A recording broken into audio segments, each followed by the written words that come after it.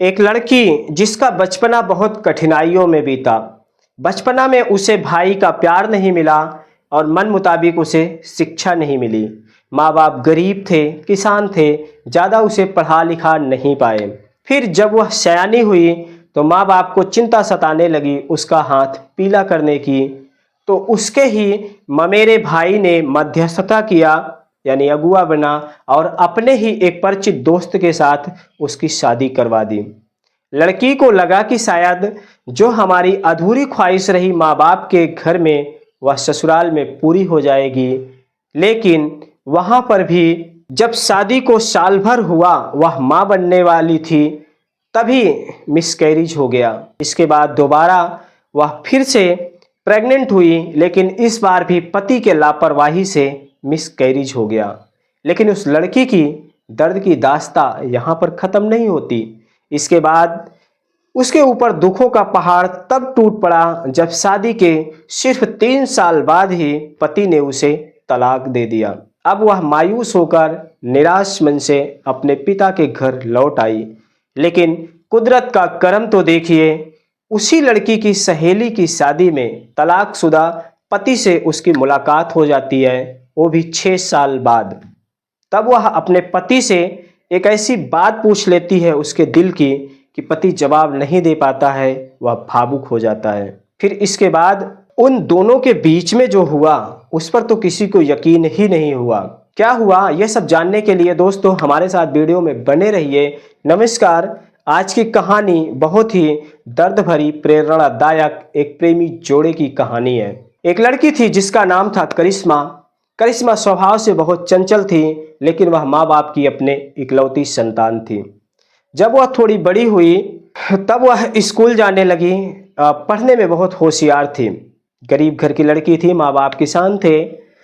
लेकिन उसे एक बार बचपने में दुख तब हुआ, वह रोने लगी जब उसकी सहेलियों ने अपने अपने भाई की कलाई पर राखी बांधा। तो उसने भी कहा कि मैं किसको बांधूं। यह बात अपने माँ से पूछा तो माँ जवाब नहीं दे पाई। तो वह अपने भाई को लेकर बहुत निराश हो गई कि काश मेरे पास आज भाई होता तो मैं भी उसकी कलाई में राखी बांधती।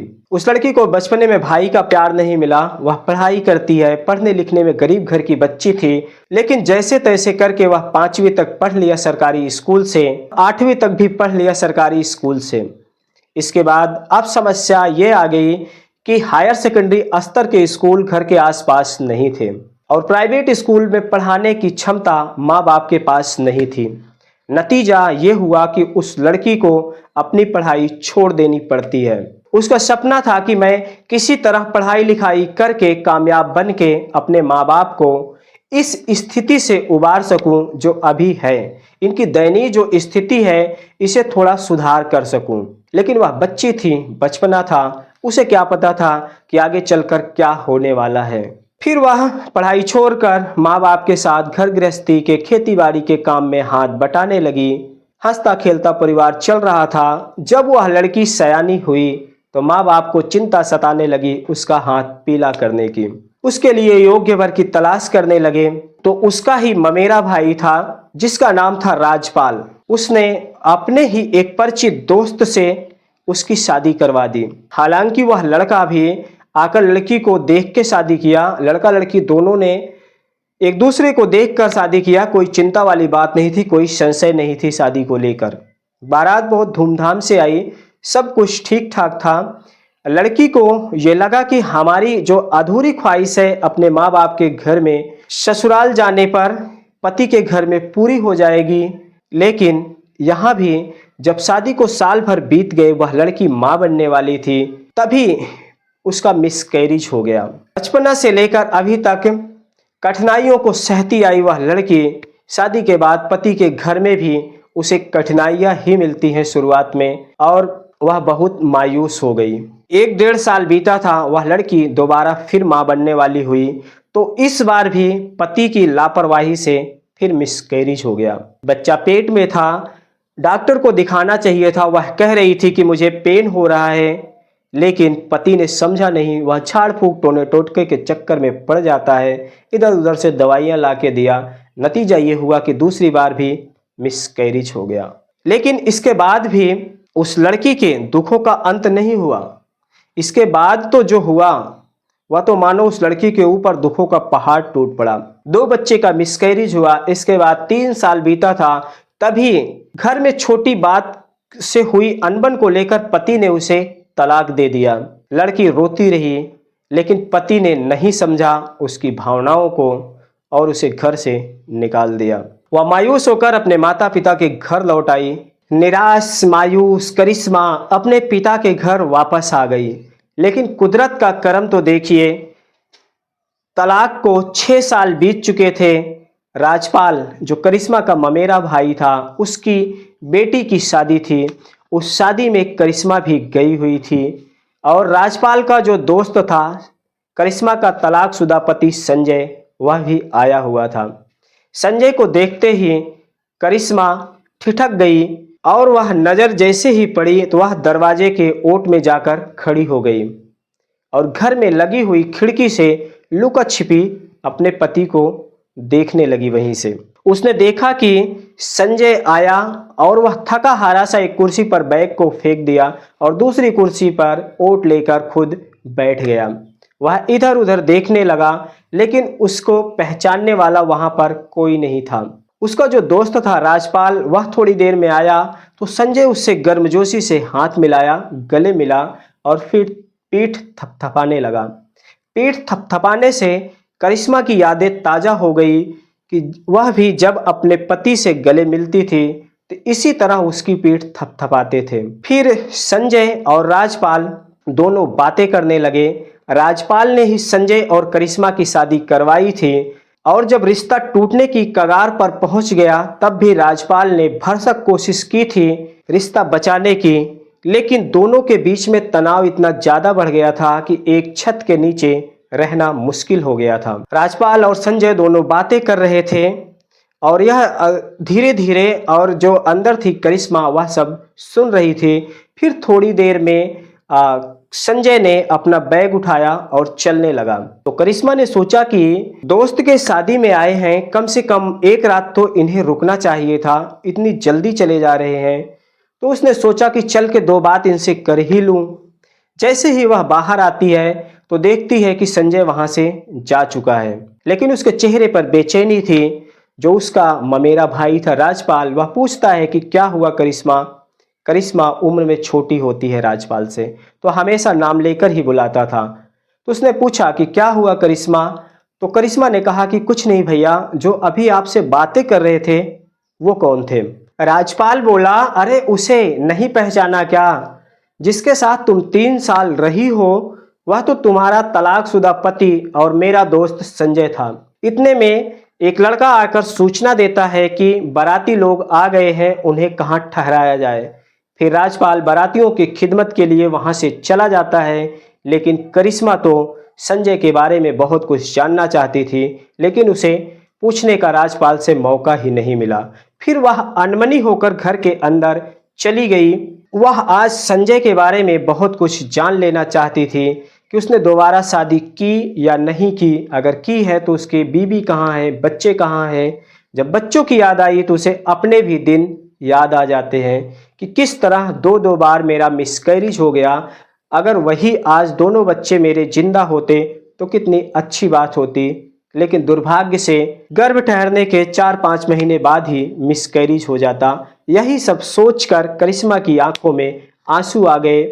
उधर दरवाजे पर जाजम बिछाई जा रही थी और भाती भात खिलाने के लिए तैयार होकर खड़े थे और करिश्मा को यह सब याद ही नहीं रहा कि उसे तैयार होना है, कपड़े बदलने हैं। वह तो संजय के ख्यालों में खोई हुई थी। फिर उसकी नज़र पड़ी अपने ममेरे भाई राजपाल पर, तो वह दरी पर बैठे थे और उन्हीं के बगल में संजय बैठा था। संजय को देखा तो उसकी खुशी का ठिकाना नहीं रहा। संजय करिश्मा की ही पसंद का नेवी ब्लू कलर का कोट और पैंट पहना था, जो उस पर खूब अच्छा लग रहा था। इस कलर का कोट पैंट पहनने के लिए करिश्मा ने ही सुझाया था। तो करिश्मा को लगा कि हो ना हो, तलाक के बाद भी मेरा पति मेरी पसंद का कपड़े पहनता है, आज भी उसके दिल में मेरी यादें छुपी हुई है। करिश्मा न जाने आज क्यों बहुत खुश थी। वह फिर भाग कर गई अंदर और संजय की पसंद का पिंक कलर की साड़ी पहनी और खूब सजने संवरने लगी। इसके पहले तो 6 सालों में वह जैसे सजना संवरना बिल्कुल भूल सी गई थी, लेकिन वह आज संजय को देखा तो एकदम बावली हो गई थी। अपने आप को शीशे में निहार रही थी, कितनी सुंदर लग रही हूँ। संजय उसका वैधानिक पति नहीं था, फिर भी वह अपने आप को तैयार होने से रोक नहीं पाई। इसके बाद भांति भात खिला के चले गए तो संजय भी जाकर एक बैठके में बैठ गया और करिश्मा भी खाली गिलास उठाने के बहाने बैठका में चली गई। संजय ने ज्यों ही उसकी तरफ देखा तो देखते ही रह गया और करिश्मा भी जानबूझकर उसके करीब से गुजरी। जानी पहचानी परफ्यूम की खुशबू ने संजय को भाव विभोर कर दिया। बैठका में करिश्मा इधर उधर खाली पड़े गिलास को ढूंढ रही थी और संजय बार बार उसे ही देखे जा रहा था। काफी देर तक जब संजय ने करिश्मा से कुछ नहीं बोला तो करिश्मा खुद बोल पड़ी कि कैसे हो। संजय की जैसे निद्रा टूटी हो, वह झेपते हुए बोला कि मैं ठीक हूँ, तुम कैसी हो। तब करिश्मा ने कहा कि मैं भी ठीक हूँ। इसके बाद दोनों में काफ़ी देर तक चुप्पी छा जाती है और संजय सोचने लगता है कि यह कितनी दुबली पतली हो गई है। भले ही सज संवर कर आई है, लेकिन पहले वाली चपलता नहीं है। जब मेरे साथ रहती थी तो इसकी आवाज़ में खनक कुछ और थी, अब वैसी नहीं है। ना जाने बेचारी कैसे गुजर बसर कर रही होगी। तो करिश्मा को जो सवाल सबसे ज़्यादा परेशान कर रहा था, उसने उसी सवाल को पहले पूछ लिया। उसने संजय से पूछा कि बीवी बच्चे को साथ नहीं लाए हो क्या। तो संजय ने कहा कि मैंने दोबारा शादी ही नहीं की तो बीवी बच्चे कहाँ से आएंगे। यह सुनकर करिश्मा के दिल को बहुत ठंडक महसूस हुई, वह खुश हो गई। फिर संजय ने पूछा कि तुम्हारे पति कहाँ हैं, क्या कर रहे हैं। तो करिश्मा ने भी कहा कि मैंने भी दोबारा शादी नहीं की। संजय ने पूछा कि क्यों नहीं की दोबारा शादी। तो करिश्मा ने कहा कि मेरा मन ही नहीं हुआ किसी और की हो जाने का।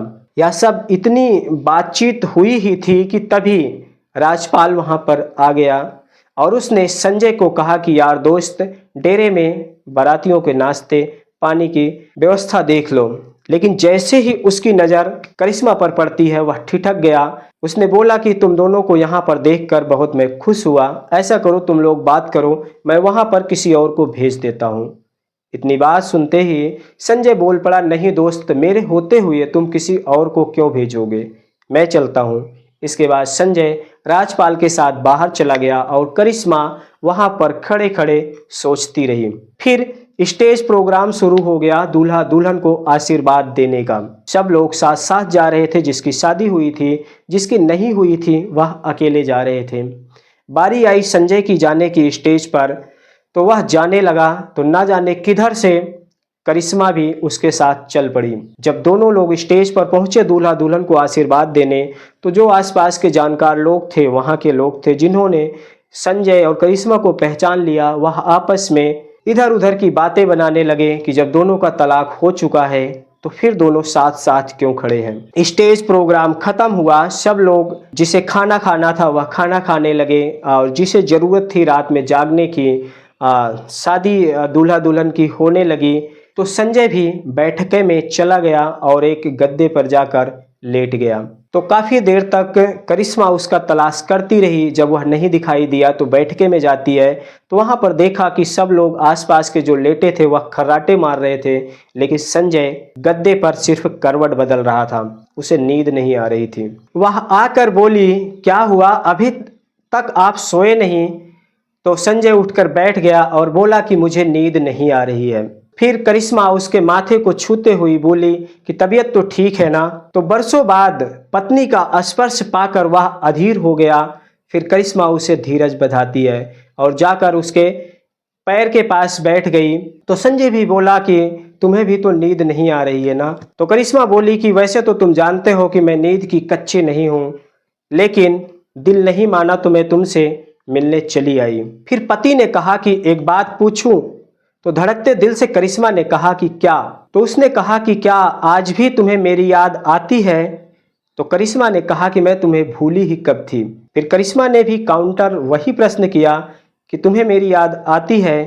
तो पति रोने लगा और बोला कि हमेशा याद आती है, लेकिन क्या करूं, बाहर से जब भी मैं थका हारा घर पे आता हूँ तो मुझे एक ही आवाज़ सुनाई देती है कि गर्मा गर्म रोटी खानी है तो आ जाओ जी।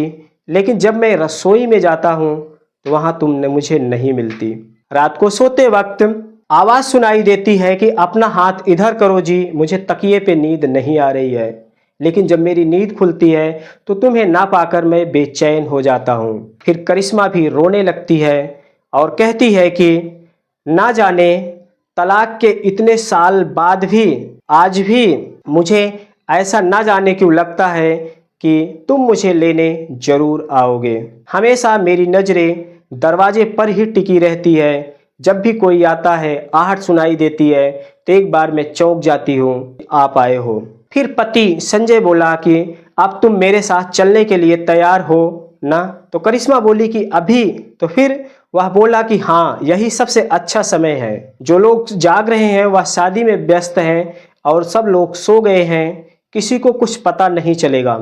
नहीं तो सुबह जब सब लोग जाग जाएंगे उस समय चलेंगे तो लोग बात का बतंगड़ बनाएंगे। सबसे अच्छा समय अभी है कि चलो इसी समय भाग चलें। तो करिश्मा बोली कि पहले एक बार मुझसे गले लग जाओ, मुझे सब्र नहीं हो रहा है। एक हुक सी उसके दिल में उठती है और संजय भी पागलों की तरह उठ के खड़ा हो जाता है। वह करिश्मा को गले लगा लेता है। उसके बाद दोनों वहां से तलाक को तिलांजलि देकर रफू चक्कर हो जाते हैं और जाकर दोबारा से शादी कर लेते हैं और अपने जीवन की एक नई शुरुआत करते हैं। तो दोस्तों, आज की यह पति पत्नी की प्रेम कहानी आप लोगों को कैसी लगी कमेंट सेक्शन में अपनी प्रतिक्रिया जरूर देना। अगर वीडियो अच्छी लगी हो तो लाइक और चैनल को सब्सक्राइब जरूर कर लेना। मिलते हैं अगले वीडियो में फिर किसी नई कहानी के साथ। आज के लिए बस इतना ही। धन्यवाद।